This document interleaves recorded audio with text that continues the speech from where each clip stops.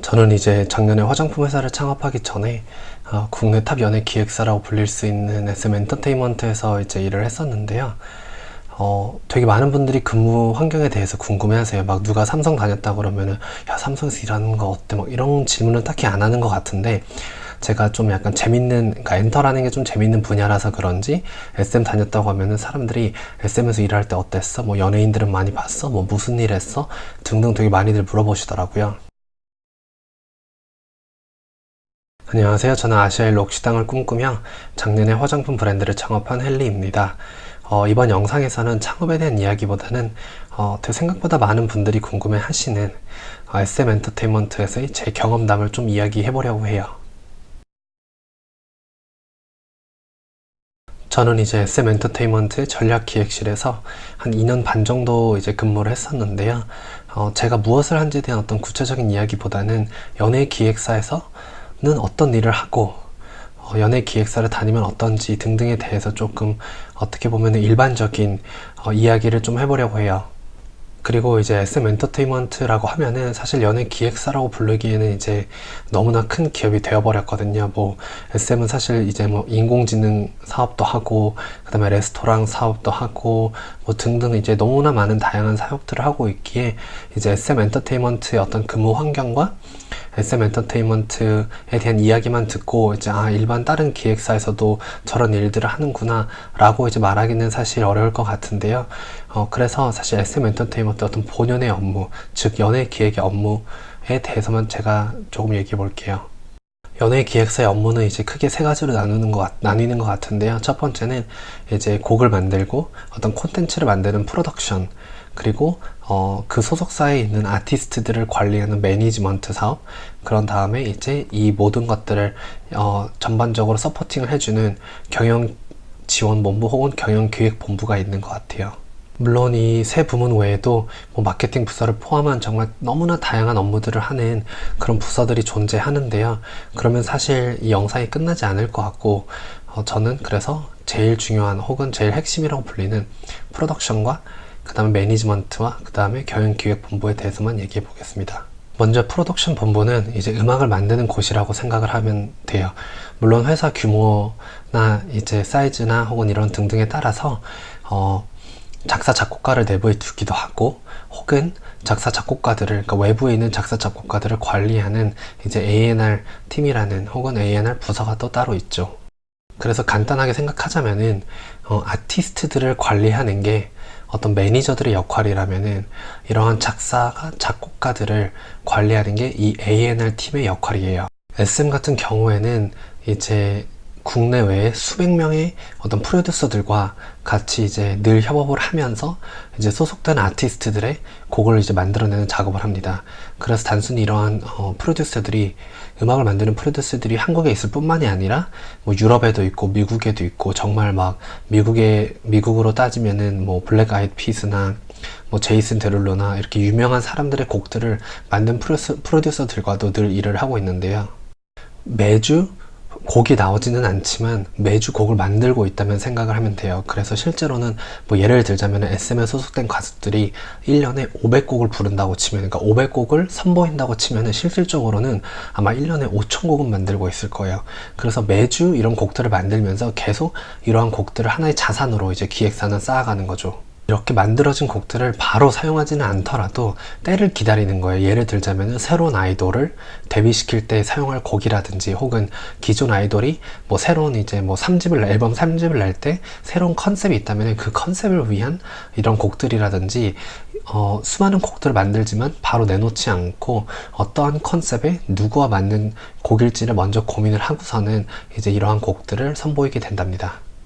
그리고 이제 하나의 곡을 만들더라도 그냥 작곡가와 작곡사 이런 둘이서 만드는 게 아니라, 예를 들자면은 뭐 리듬은 혹은 비트는 미국에 있는 프로듀서한테 받고, 그 다음에 유럽에 있는 프로듀서한테는 멜로디 라인을 받고 등등 해갖고서는 수많은 프로듀서들로부터 받은 그 특정한 부분들을 SM에서는 이제 믹스 앤 매칭이라는 작업을 통해 갖고서는 이제 곡을 만들게 되죠.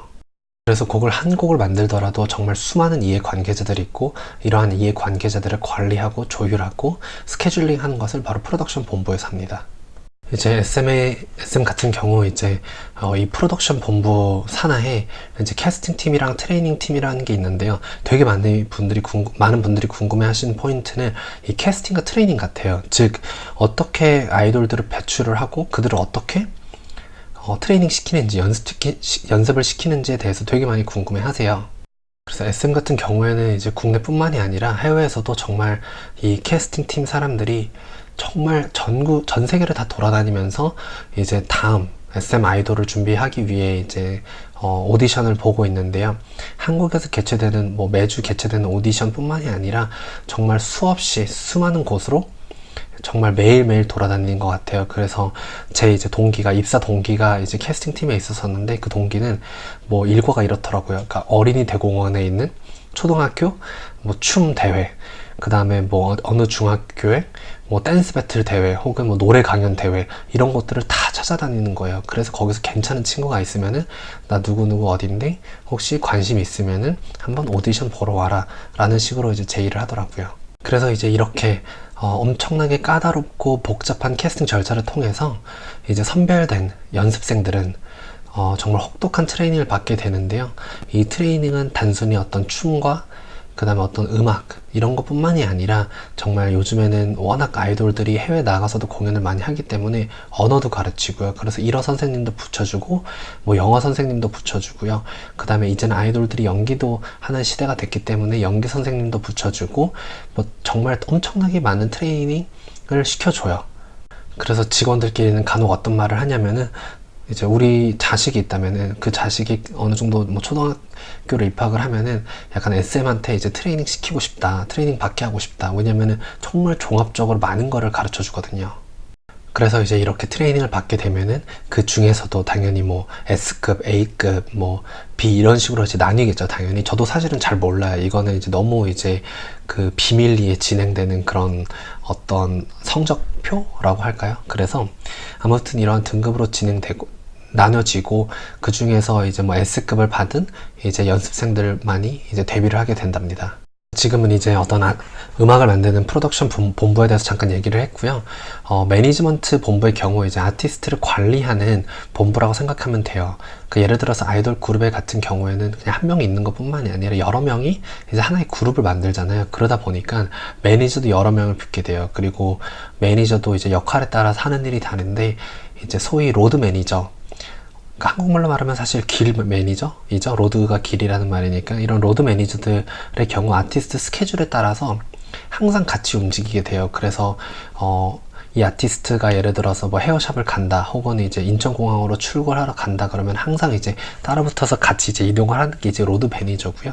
이러한 이제 매니저들 중에서도 이제 팀장급 되는 분들은 이제 그 아이돌 그룹을 총괄하는 이제 매니저죠. 그래서 예를 들자면은 특정 아이돌 그룹의 아티스트 A라는 친구가 오늘 대구에서 이제 연기를 위해서 촬영을 가요. 근데 이제 B라는 아티스트는 부산에서 공연이 있을 수가 있잖아요. 솔로 공연이. 그렇게 되면은 이제 각각의 로드 매니저가 따라 붙는데 팀장이 같은 경우에는 그 수없이 많은 스케줄들을 이제 하나의 총괄하고 관리하는 그런 역할을 하게 되는 거죠. 그리고 이제 마지막으로는 이제 경영기획본부가 있는데요. 저 같은 경우에는 전략기획실에서 근무했기 때문에 저도 이제 이 경영기획본부 소속이었어요. 근데 경영기획본부라고 하면은 아티스트의 정산, 재무회계, 인사, 총무 등등의 이제 업무를 하고 있는데 아마 이 경영기획본부는 일반 기업에서도 이제 모든 기업이라면 다 갖추고 있는 어떤 그런 그냥 엄청나게 특별하지는 않은 그런 부서라고 보면 될 것 같아요. 사실상 이제 SM에서도 아티스트를 볼 확률이 가장 적은 부서가 이제 경영기획본부이죠. 근데 이제 SM에서 일했다고 하면은 사람들이 항상 물어보는 게 있어요. 예를 들자면은 연예인 많이 봤는지, 누가 제일 잘생기거나 혹은 누가 제일 예쁜지, 이거에 대한 답변을 드리자면은 연예인은 많이 봐요, 확실히. 저희 회사 같은 경우에는 이제 1층에 이제 카페가 있었기 때문에 1층에 있는 카페에서도 연예인을 보고 혹은 회사에서 촬영이 있다면은 그런 날에도 마주치고 엘베에서 마주치고 화장실에서도 마주치고. 근데 저는 애초에 어떤 아이돌이나 연예인에 크게 관심은 없었기 때문에 처음에는 조금 신기했는데 근데 나중에는 이제 별다른 감흥은 없었던 것 같아요. 근데 이제 SM에서 일하면서 가장 재밌었던 거는 그냥 산업 자체가 재밌었던 것 같아요. 예를 들자면은 제가 무슨 참치 회사에서 일했거나 아니면은 뭐 반도체나 철강이나 뭐 종이 회사나 이런 데서 일했었다면은 제 전공은 살렸을지는 몰라도 되게 재미는 없었을 것 같거든요. 뭐 맨날 철강에 대한 거 얘기 보고 있고 뭐 참치에 대한 이야기 듣고 있고 산업 자체가 되게 루즈하잖아요. 근데 확실히 연예 기획사에서 일한다는 것은 어떤 문화와 엔터테인먼트 최전방에서 일한다는 것과 같은 말이기 때문에 되게 재밌었던 것 같아요. 사람들은 안 그래도 문화 콘텐츠를 즐겨 하는데 SM에서 일했을 때는 그 산업의 중심에서 일을 하면서 매일 일상이 늘 재밌는 소식과 이야기들로 꽉 차게 되거든요, 사실.